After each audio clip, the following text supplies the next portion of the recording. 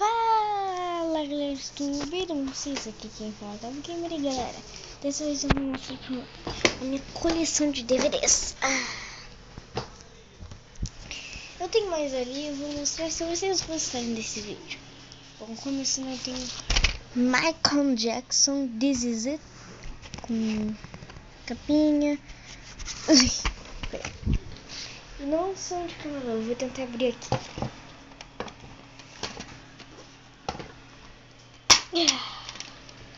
Ó, original.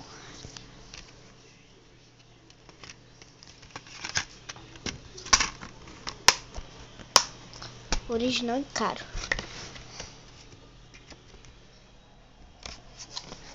Puxa, mas vale a pena. Em segundo tem Capitão América. Sou fã da Marvel. E meu pai também gosta bastante desses animes aqui.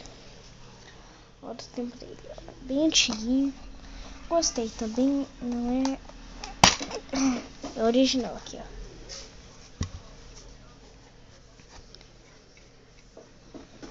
ó. Original. Deixa eu ver um negócio aqui. Ainda bem que não mostrei. Tinha um código ali. Isso aí. Gente, a minha gata tá aqui. Isso aqui ela tá com veneno de pulga. Bom, segundo tem Quarteto Fantástico em anime.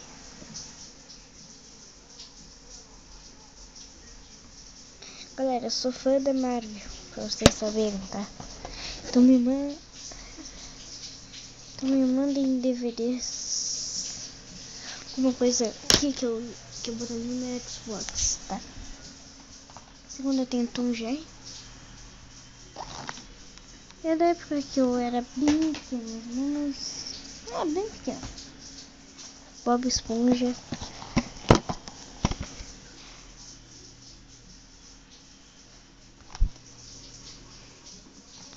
Eu faço coleção de tudo que é filme. Quarteto Fantástico e o Surfista Prateado.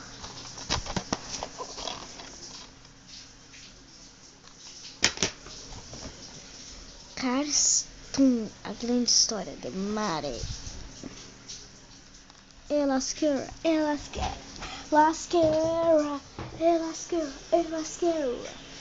Eu também tenho mais. Se vocês quiserem, deixa um joinha aí pra eu mostrar. Um montão.